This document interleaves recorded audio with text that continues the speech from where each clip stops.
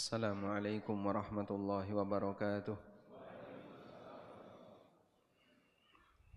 Alhamdulillah wassalatu wassalamu ala Rasulillah wa ala alihi wa sahbihi wa mawalah.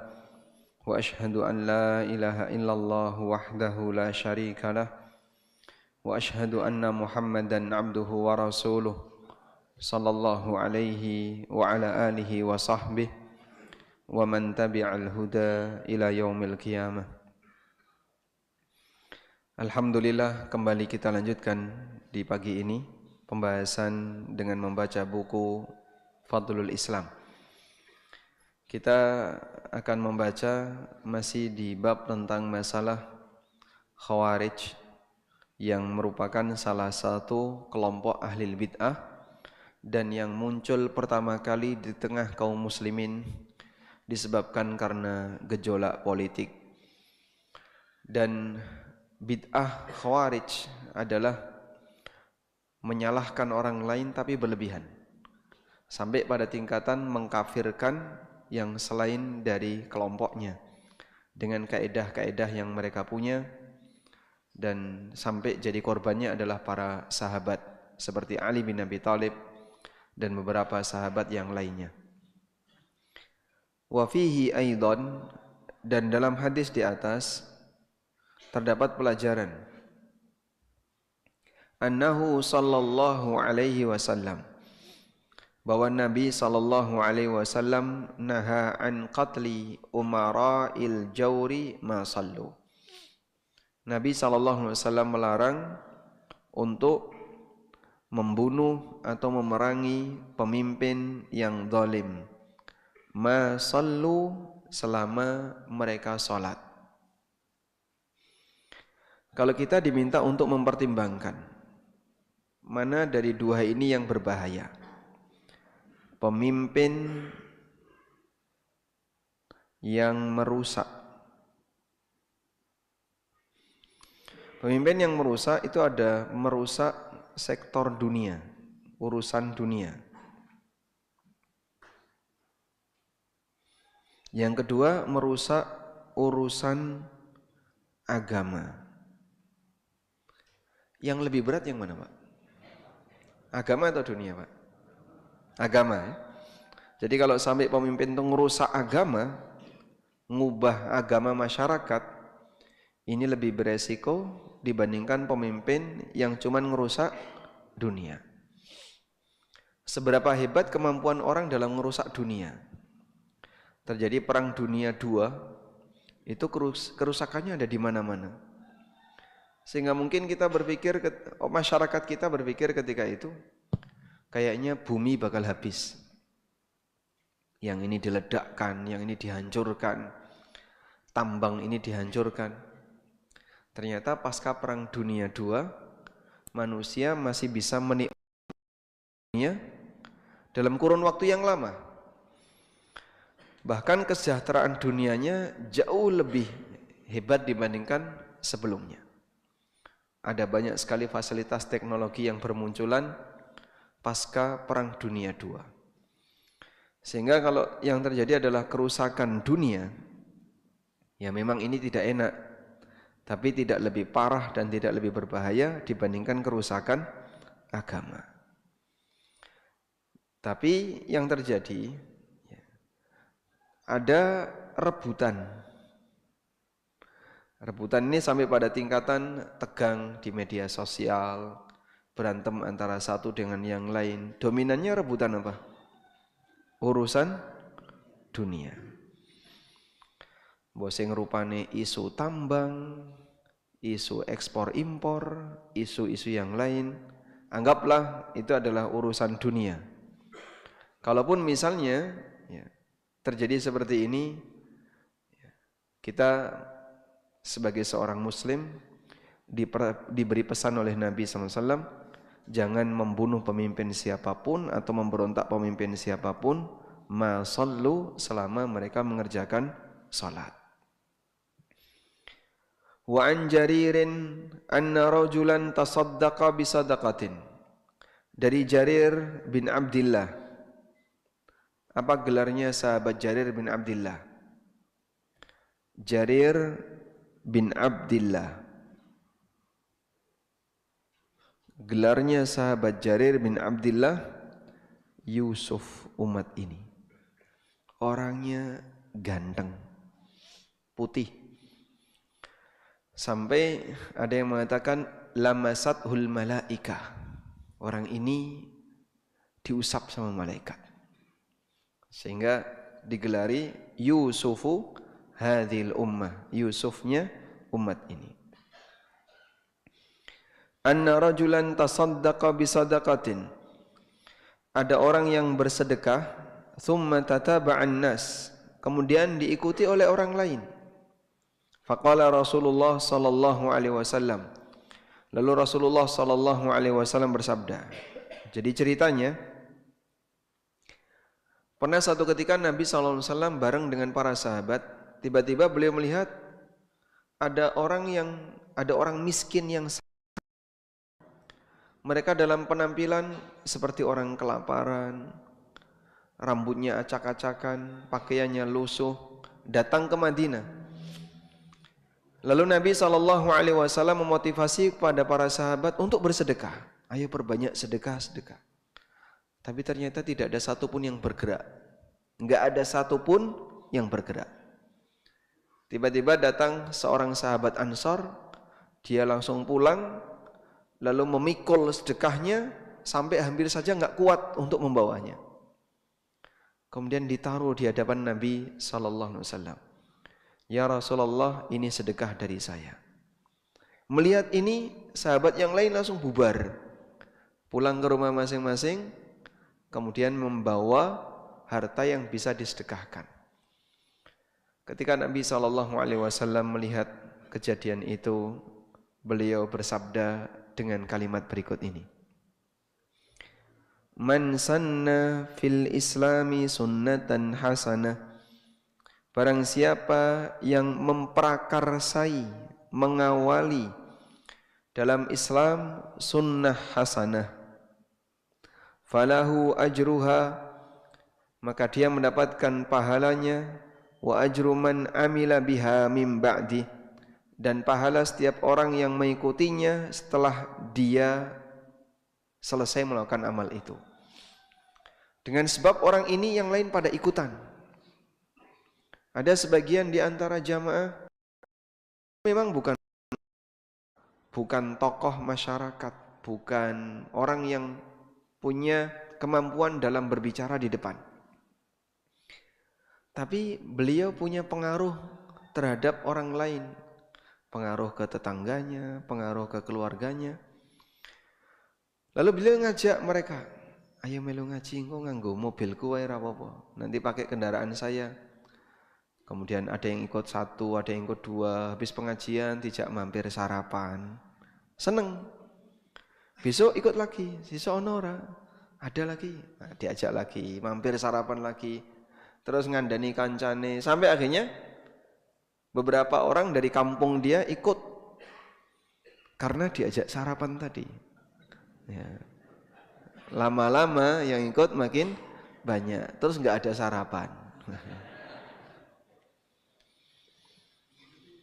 Tapi orang ini mempengaruhi orang lain dengan cara pelan-pelan. Memang beliau bukan ustadz, bukan kiai, tapi bisa ngajak orang untuk ikut mendengarkan kajian dan forum-forum yang belajar agama. Walhamdulillah, akhirnya banyak orang yang kemudian terpengaruh. Itulah yang dimaksud sanna fil islami sunnatan hasanah. Beberapa daerah, setahu saya di daerah itu tidak ada ulama, tidak ada ustadz, tidak ada kiai yang tinggal di situ. Tapi karena peran satu orang, lalu beliau ngajak tetangganya, komunitasnya untuk membuat lembaga, membuat masjid, lalu bisa ngundang ustadz dari luar secara rutin. Sampai akhirnya di situ jadi pusat dakwah, pusat kajian. Padahal di situ tidak ada ustadz yang tinggal di sana. Semua ustadz dari luar. Dan lembaga ini besar. Masya Allah, dengan peran satu orang yang bukan seorang da'i, bukan seorang ustadz, tapi bisa mengembangkan dakwah di area tersebut. Kata kuncinya adalah peduli. Karena ada sebagian orang yang apa ngurusi kaya ini, mending sibuk nyambut gawe, urusan pribadi, tapi kalau dia diajak untuk ngurusi kegiatan sosial, malas. Ya, jadi kata kuncinya adalah sejauh mana dia punya kepedulian untuk ngajak orang lain berbuat baik. Sampai akhirnya lingkungan di situ ya banyak terpengaruh. Sehingga lama-lama karena sudah besar, salah satu di antara keuntungan masyarakat adalah mereka sering dapat sumbangan. Kurban jadi dapat lebih banyak. Disebabkan karena apa tadi? Punya lingkungan atau dia mengembangkan kegiatan dakwah. Dan pastikan di mana ada lembaga dakwah Ahlus Sunnah, insya Allah kampung itu sejahtera dari si materi. Itu dimanapun, Pak. Saya pernah ngisi di salah satu kampung di Mojokerto. Itu agak jauh dari kota. Dan tadi ya, di situ tidak ada ustadz. Cuman ada satu tanah wakaf kecil, ukurannya paling sekitar 500 meter. Dibuatlah sebuah musola. Karena izinnya nggak boleh bangun masjid. Masjid nggak boleh, musola boleh. Dibuatlah musola. Namanya musola, tulisi besar, musola. Musola Nusantara, kalau namanya ya. Musola Nusantara. Tapi boleh dipakai Jumatan. Dan itulah kata beliau, satu-satunya di sini musola yang boleh dipakai Jumatan ya musola kita ini, Pak. Karena kalau dipakai nama masjid tidak boleh. Ya sudah nama musola, tulisi besar musola Nusantara. Dan dipakai Jumatan. Awalnya nggak dipakai Jumatan. Lama-lama dipakai Jumatan. Pendekatan sembako, pendekatan korban, dan alhamdulillah di mana ada markas Ahlus Sunnah, insya Allah lingkungan sejahtera.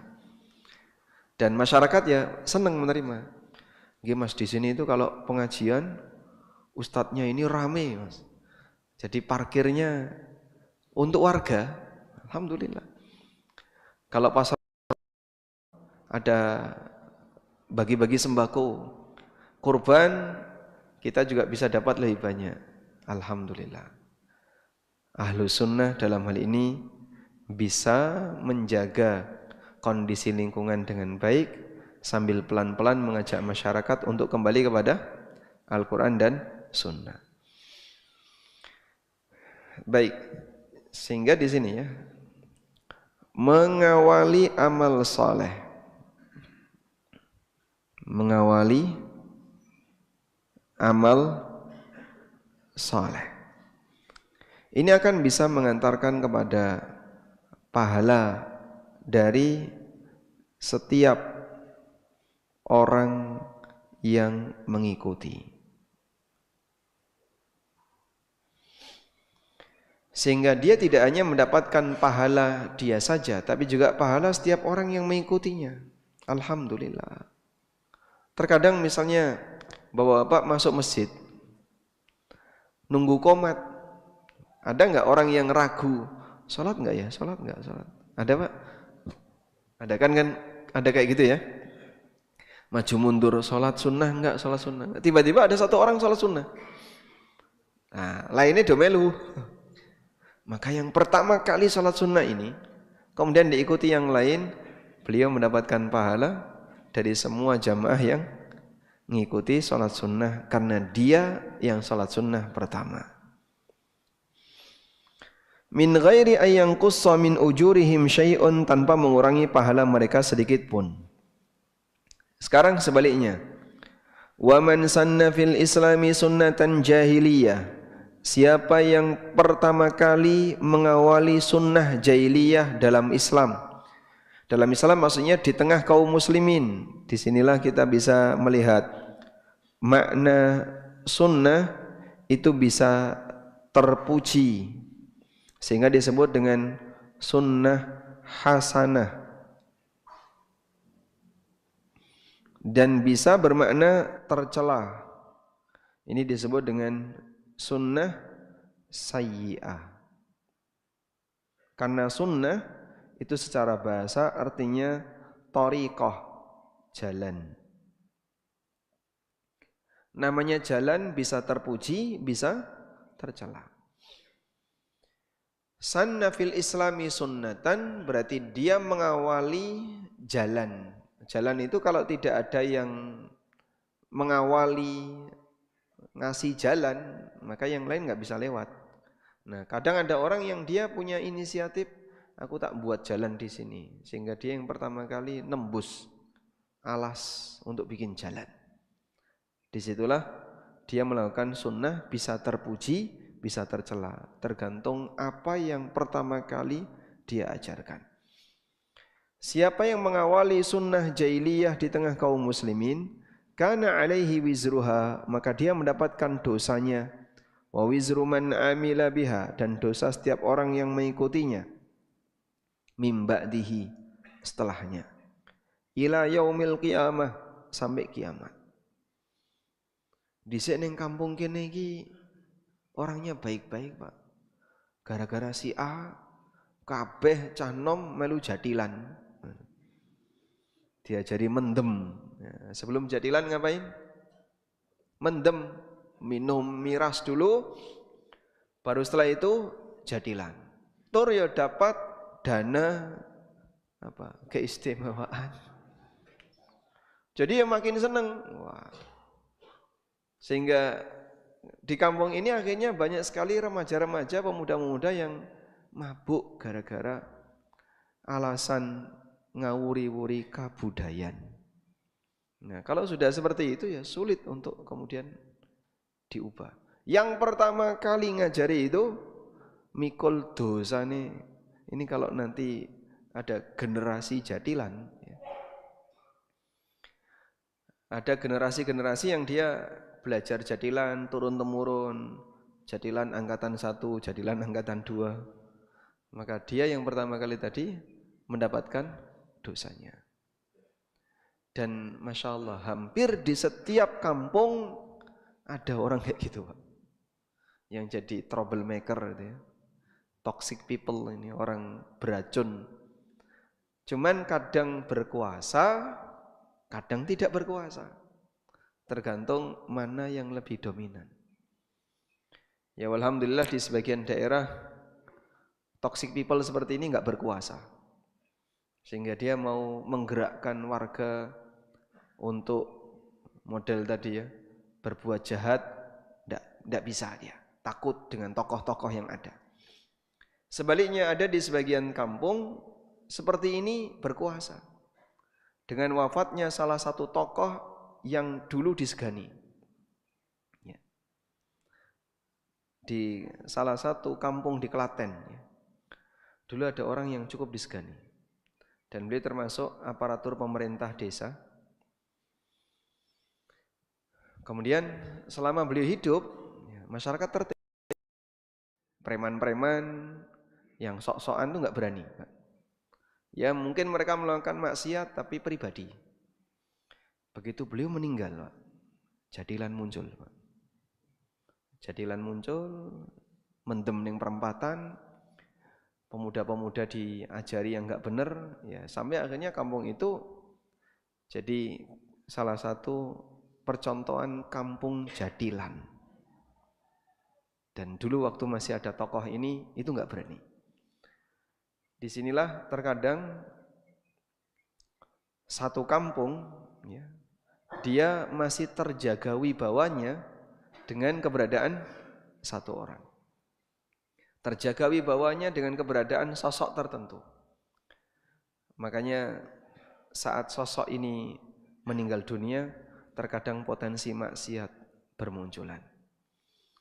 Yang ngajari itu dosa setiap orang yang mengikutinya sampai kiamat min ghairi ayyan qussa min auzarihim syai'un, tanpa mengurangi dosa mereka sedikit pun. Sehingga mari dihidupkan Pak yang tinggal di kampung-kampung pelosok-pelosok ya.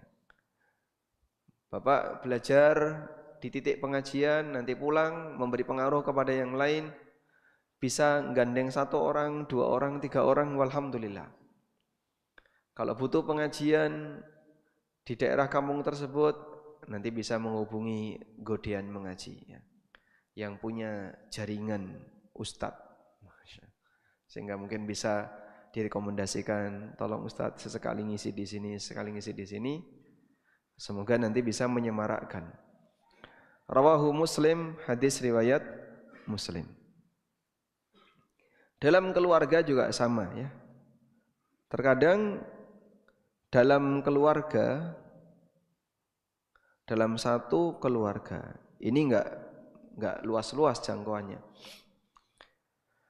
Suami, istri, anak. Ini akan terkadang saling memberi pengaruh. Ini terkadang saling memberi pengaruh. Kadang suami yang ngaji duluan ngasih pengaruh ke istri dan anaknya. Kadang istri yang ngaji duluan ngasih pengaruh ke suaminya. Kadang anaknya ngasih pengaruh ke bapak ibunya. Ada Pak gitu Pak? Banyak Pak. Dan alhamdulillah kemudian keluarga itu berubah jadi baik disebabkan karena pengaruh salah satu di antara mereka. Kami pernah juga ketemu keluarga seperti ini. Terus bapaknya itu cerita. Waktu saya belum belajar agama dengan serius. Ya, beliau sudah muslim ya. Saya itu memandang orang-orang kayak gini itu ngapain dia itu? Radikal, kelompok yang ini, kelompok ini, dan aneka tuduhan sebagaimana yang sering kita kenal. Disebut kelompok radikal lah, bibit teroris dan seterusnya. Tapi anaknya yang waktu itu masih SD kelas 5 senang sholat jamaah. Di satu masjid yang di masjid itu dipakai kajian Ahlus Sunnah. Sampai kemudian bapaknya ini curiga. Ini kok anakku rajin sholat jamaah. Padahal bapaknya justru curiga dengan orang yang rajin berjamaah. Rajin sholat jamaah itu ciri bibit radikal. Akhirnya bapak ini penasaran. Saya kok pengen ngerti anak saya itu sholat jamaah di mana? Karena agak jauh dari rumahnya, naik kendaraan. Akhirnya bapaknya ngantar anak itu pengen sholat jamaah di masjid itu. Awalnya ketika sholat jamaah habis di luar masjid cuma ngeliatin aja, ada kajian apa dia di luar ngeliatin, nggak mau dengerin. Tapi yang namanya pengajian kan kadang ya nyantol 1-2 kalimat. Lama-lama mendekat, terus jadi panitia kajian. Dan beliau ketemu saya waktu itu jadi panitia kajian. Ketika saya datang ke sana, beliau cerita pengalamannya, dari mana beliau bisa dapat hidayah. Akhirnya bapaknya terpengaruh, istrinya juga terpengaruh, ibunya terpengaruh. Dan anak ini mondok di Banjarmasin. Ya, padahal dia bukan orang Banjarmasin, tapi tinggal di Kalimantan. Taib. Maka kebaikan bapaknya, amal ibadah ibunya, setelah mereka jadi orang yang dekat agama, ini anak dapat pahala. Inilah anak berbakti yang sejatinya. Dia bisa memberikan pengaruh yang baik bagi keluarganya. Makanya Bapak Ibu ya, tidak perlu merasa tidak perlu merasa jengkel misalnya. Saya sudah ngaji tapi bapak atau suami saya belum ngaji. Gimana ya Pak Ustadz? Apa saya pisah saja? Gampangnya jaluk pisah ya. Suaminya juga sama, istri saya itu belum pakai jilbab Pak. Padahal suaminya sudah belajar agama. Apa saya ceraikan saja Pak? Nanti dulu.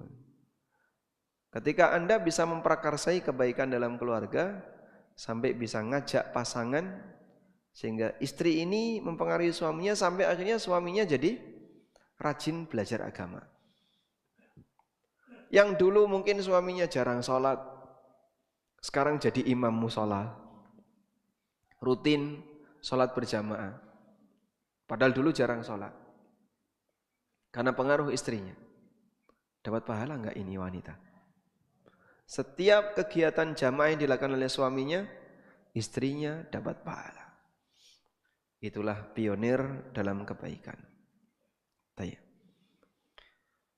Walahu mithluhu min hadithi Abi Hurairah radhiyallahu anhu. Walafdhuhu man da'a ila hudan. Dan diriwayatkan oleh Muslim semisal dengan hadis di atas dari hadis Abu Hurairah radhiyallahu anhu, teksnya adalah man da'a ila hudan falahu mithlu ajri man amila bihi. Siapa yang mengajak masyarakat ke jalan petunjuk, maka dia mendapatkan pahala seperti pahala setiap orang yang mengikuti ajakannya. Wa man da'a ila dhalalatin, sebaliknya siapa yang ngajak ke jalan kesesatan, falahu mithlu auzari man tabi'ah, maka dia mendapatkan dosa sebagaimana dosa setiap orang yang mengikutinya. La yanqusu min auzarihim bisyai', tanpa mengurangi dosa mereka sedikit pun. Bahayanya ngajak orang lain untuk berbuat sesat lalu diikuti oleh siapapun setelahnya, maka nanti dia mendapatkan dosa berikut dosa setiap orang yang mengikutinya. Sekarang kita beralih baru. Babun ma jaa annallaha ihtajarat taubah an sahibil bid'ah. Bab penjelasan bahwa Allah Ta'ala menghalangi taubat dari pelaku bid'ah. Ada ungkapan al-ma'siyatu yutabu minha wal bid'atu la yutabu minha. Maksiat itu bisa ditaubati, kalau bid'ah tidak bisa ditaubati. Salah seorang ulama ya, al-ma'siyatu yutabu minha wal bid'atu la yutabu minha. Perkataan Sufyan Ats-Tsauri. Wa qala Sufyan Ats-Tsauri rahimahullah. Sufyan Ats-Tsauri pernah mengatakan, al-bid'atu ahabbu ila iblisa minal ma'siyah. Bid'ah lebih disenangi iblis daripada maksiat. Al-ma'siyatu yutabu minha. Maksiat bisa ditobati. Wal bid'atu la yutabu minha. Sedangkan bid'ah tidak bisa ditobati. Maksudnya gimana, Pak? Jadi begini. Yahudi mengubah ajaran Musa dengan cara apa? Yahudi mengubah ajaran Musa dengan cara apa? Nambahi dan mengurangi. Dengan cara nambahi dan mengurangi. Nasrani mengubah ajaran Isa dengan cara sama ya, nambahi dan mengurangi. Sehingga ajaran itu nambahi dan ngurangi. Nambahi dan ngurangi. Nah, sekarang coba kita membuat perbandingan ya. Yahudi, Nasrani. Dah? Ini ada yang bentuknya nambahi. Ada yang bentuknya mengurangi. Sebutkan contoh bentuk nambahi yang dilakukan oleh Yahudi. Nambahi kegiatan ibadah. Mereka nambahi kegiatan ibadah. Ada yang beribadah di tembok ratapan, ya. Ada yang ketika dia membaca sesuatu sambil manduk-manduk, nunduk, manduk-manduk. Ada yang beribadah dengan cara A, cara B, cara C. Jadi mereka membuat sendiri cara ibadah. Itulah bentuk nambahi. Nasrani juga sama, nambahi bentuknya adalah kegiatan ritual ibadah. Sehingga tidak pernah diajarkan untuk tidak nikah selamanya, mereka tidak nikah selamanya. Lalu mereka nambahi cara-cara tertentu yang tidak pernah ada ajarannya. Giliran yang sama mengurangi itu aturan. Sehingga yang haram-haram ditabraki. Babi haram, oh yang haram itu babi hutan. Kalau babi ternak halal. Ini juga sama, yang dikurangi itu aturan. Sebab orang itu enggak senang sama aturan. Dilarang, enggak boleh itu enggak senang. Giliran kegiatan ritual agama ditambahi. Baik Bapak, terjadi pada umat Islam. Umat Islam untuk nambahi itu bentuknya kegiatan ritual. Itu mereka nambahi. Kegiatan ritual ibadah. Oh, ngokeh-ngokeh no ibadah. Tapi ditambah-tambahi. Di saat yang sama aturan dikurangi. Apa tuh iku ngomong riba terus di sini. Dikit-dikit haram, enggak boleh. Yang tertuduh radikal itu yang mana sih? Yang ini, Pak. Yang selalu komitmen dengan aturan. Ini tidak boleh, ini haram. Sehingga kita kalau sudah bicara, panitia nggak boleh dapat jatah khusus. Wah itu ribut. Tapi giliran ibadah, nambahi dia. Jadi sejak dulu dalam sejarah kerusakan agama, itu yang terjadi adalah nambahi dan mengurangi. Makanya Bapak bisa lihat ya, yang suka dengan ritual-ritual itu Pak, apakah mereka yang perempuan jaga aurat? Mereka yang perempuan melepas jilbab, nggak jaga aurat, kadang joget-joget di depan panggung peringatan Isra Mi'raj, joget-joget. Dan ketika dikasih tahu itu haram kan, nggak boleh, karena kaitannya dengan aturan ini dibuang Pak. Apa-apa kok nggak boleh, apa-apa dikit-dikit haram. Jadi yang melakukan seperti itu, Anda lihat bagaimana cara mereka dalam memakai pakaian yang syar'i, jauh dari kata syar'i. Belum lagi dalam urusan muamalah, mereka jauh dari pengertian riba, harta haram, karena nggak pernah diajarin kayak gitu. Sebab pendidikan di bagian ini berat diterima, aturan itu lebih berat diterima. Tapi kalau masalah nambahi ritual ibadah, wah paling semarak.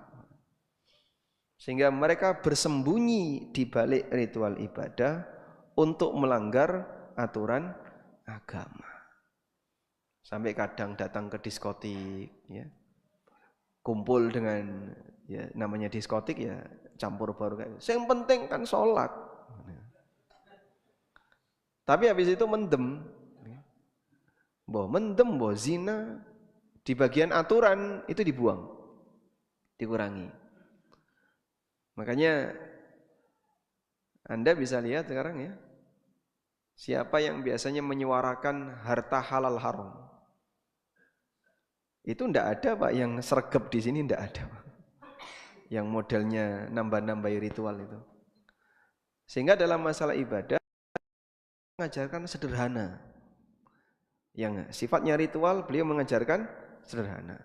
Tapi kamu harus komitmen dengan aturan. Yang Allah haramkan hindari. Karena di bagian inilah yang paling berat bagi manusia.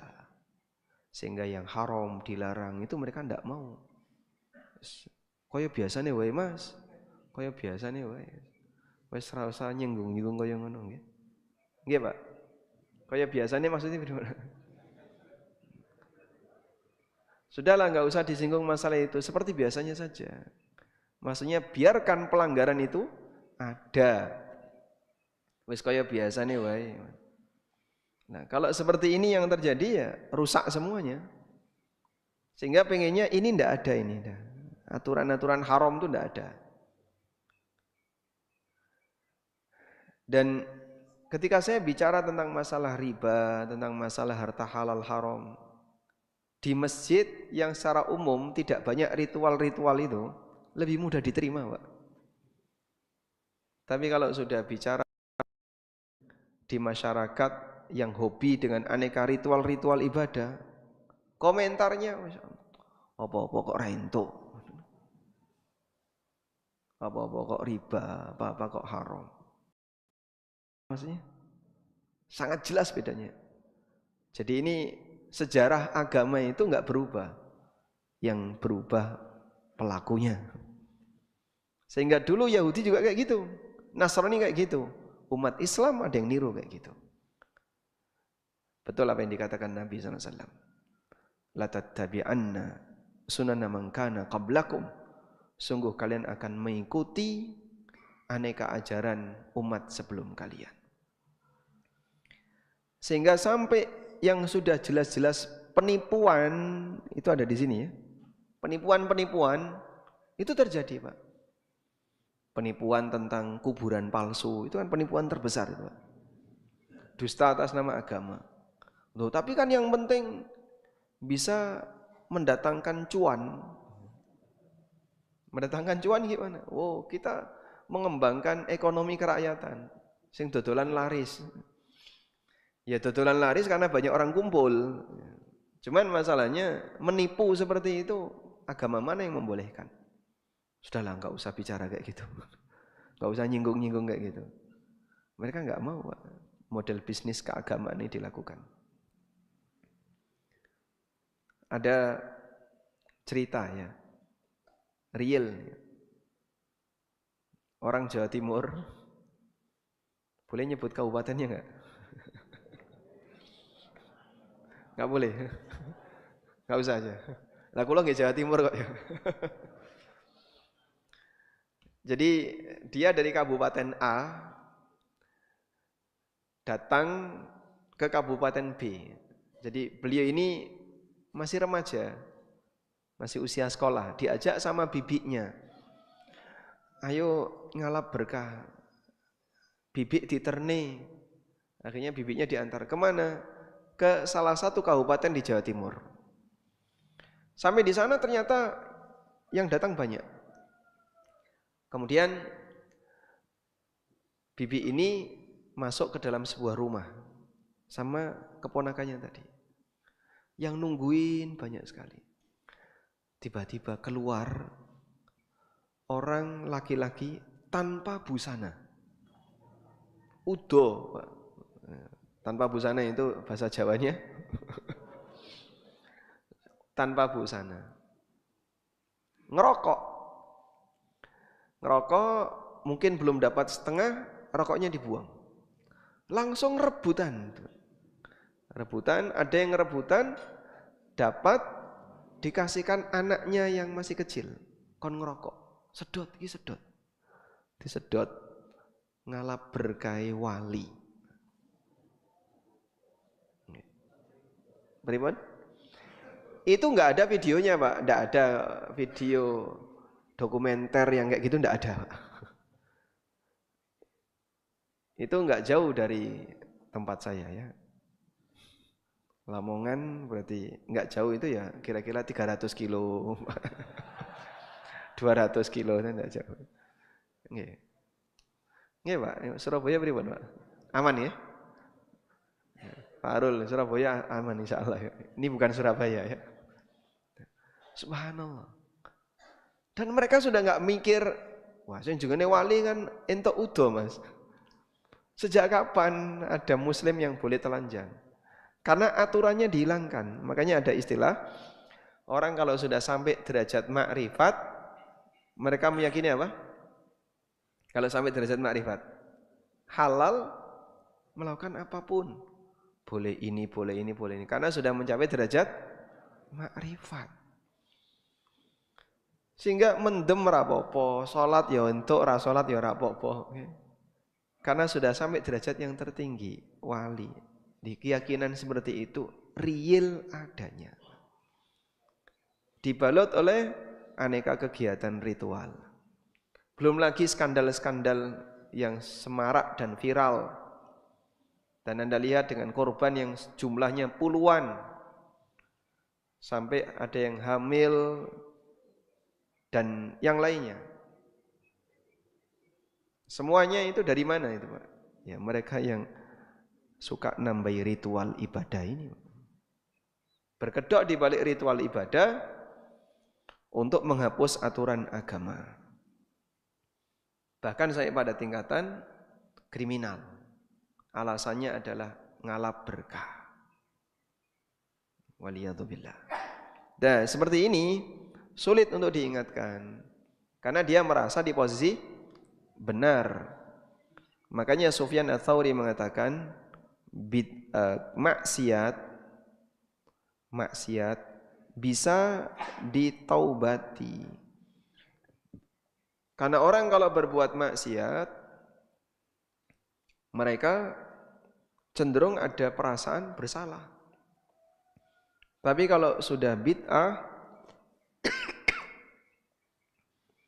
sulit ditaubati. Karena orang kalau sudah melakukan bid'ah, dia merasa di posisi yang benar. Sehingga kata Sufyan Ats-Tsauri sulit ditaubati. Nah, kita lanjutkan. Hada marwiyun min hadithi Anas wa min marasil Al-Hasan. Berkaitan dengan ini ada hadis yang diriwayatkan dari Anas bin Malik radhiyallahu anhu dan ada keterangan mursal dari Al-Hasan. Wa dzakara Ibnu Waddah, disebutkan oleh Ibnu Waddah dari Ayyub As-Sikhtiyani. Kana indana, qala, beliau bercerita, Ayyub As-Sikhtiyani menyampaikan kepada Muhammad bin Sirin, kana indana rajulun yara ra'yan. Kami punya teman. Dia ini dulu pengikut Khawarij. Fatarakahu, sudah taubat, dia sudah tinggalkan paham Khawarij itu. Fa'ataitu Muhammad bin Sirin, maka aku mendatangi ulama yang bernama Muhammad bin Sirin. Fakultu, aku sampaikan, asya'arta anna fulanan taraka ra'ya. Bagaimana komentar Anda kalau temanku ini dia sudah meninggalkan paham menyimpangnya, yaitu meninggalkan Khawarij. Qala, kemudian Ibnu Sirin bertanya, undur ila madza yatahawwal. Coba kamu perhatikan, setelah dia meninggalkan Khawarij, sekarang dia jadi apa? Kau lihat, setelah dia meninggalkan Khawarij itu, sekarang dia jadi apa? Inna akhiral hadits asyaddu alaihim min awwalihi. Karena di penghujung hadis itu ada peringatan yang mengerikan. Ada peringatan yang lebih mengerikan dibandingkan keterangan di bagian awal hadis. Peringatan apa itu? Yamruquna minal Islam thumma la ya'uduna ilaihi. Mereka melesat, nembus dari ajaran Islam dan enggak balik. Mereka melesat, nembus dari ajaran Islam, kemudian enggak balik. Nabi SAW menceritakan tentang ciri Khawarij. Khawarij ketika diceritakan oleh Nabi SAW, ya, mereka adalah orang-orang yang rajin beribadah. Yaqra'unal Qur'an, suka membaca Quran. La yujawizu hanajirahum, tapi enggak nembus tenggorokannya. Jadi cuman di lisan saja. Orang ngerti apa sing diwaca. Lalu yamruquna minal Islam, mereka menembus agama, tsumma la ya'uduna ilaihi, kemudian enggak balik. Jadi Muhammad bin Sirin ketika mendengar kabar temanmu Khawarij tobat dari Khawarij, iya. Coba lihat, sekarang dia jadi apa? Karena Nabi SAW pernah mengatakan dia menjauh dari Islam dan enggak balik. Muhammad bin Sirin curiga, nampaknya enggak mungkin dia akan kembali jadi ahlu sunnah. Ketika dia taubat, enggak mungkin dia balik menjadi ahlu sunnah. Susah untuk itu. Karena Nabi SAW mengatakan, dia melesat jauh dari Islam, kemudian tidak balik.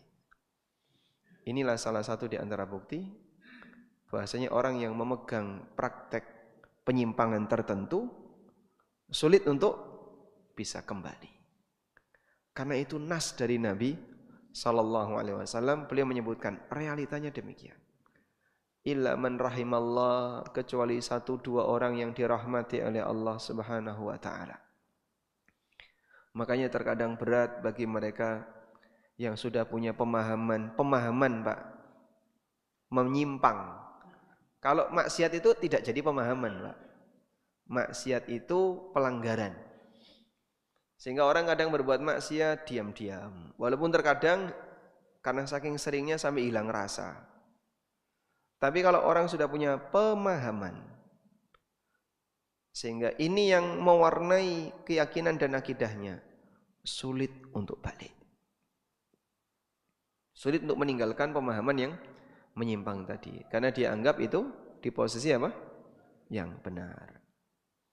Makanya berbahaya bagi siapapun yang dia punya paham menyimpang dalam urusan agama, sebab orang yang sudah terjebak dalam aneka pelanggaran nambah-nambahi, dia merasa dirinya di posisi yang benar sehingga menjauh dari agama dan sulit untuk balik. Karena itu ya, Bapak kalau naik taksi tapi salah jalan, kira-kira dibiarkan saja atau harus segera balik? Ini keliru ya Mas, orang lewat kene biasa. Wis ra apa Pak, mungkin di sana nembus. Ya, tambah ado ya. Gimana ini? Wah ini sudah terlanjur jauh ya Pak, sisan weh. Maka seperti itulah ketika orang itu awal mulanya diajak ke jalan yang enggak benar. Awalnya ya insya Allah masih bisa balik dalam pikiran dia. Akhirnya tambah ado, makin jauh susah untuk balik. Sehingga kalau kita tahu kita berada di posisi yang keliru, setelah diingatkan, saya kok mendengar kayaknya ini salah, ini keliru, segera kembali. Sebagaimana ketika Anda naik taksi, kalau salah jalan, segera balik. Karena kalau tidak, Anda akan membayar lebih mahal untuk bisa balik. Nah, wasu'ila Ahmad bin Hanbal rahimahullahu ta'ala. Imam Ahmad bin Hanbal rahimahullah pernah ditanya, an makna dzalika, tentang makna thumma la ya'uduna ilai, kemudian mereka tidak akan balik lagi ke ajaran Islam yang benar. Kata beliau, faqal, Imam Ahmad mengatakan, la yuwaffaqu lit-taubah, dia tidak diberi taufik untuk bertaubat.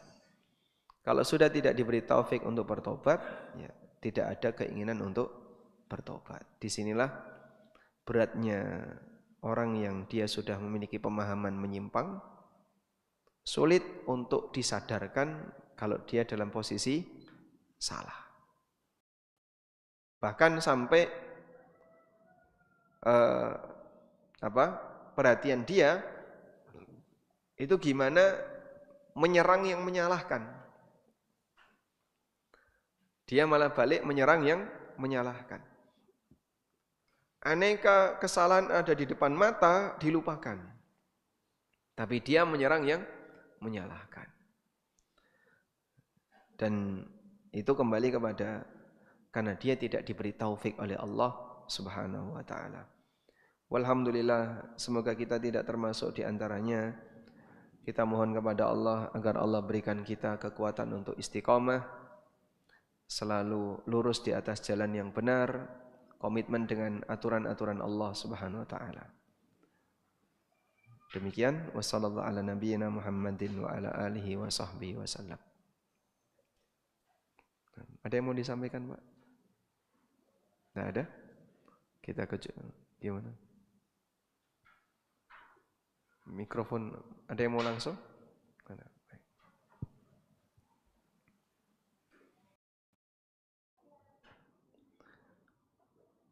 Baik, kalau tidak ada kita akhiri sampai di sini.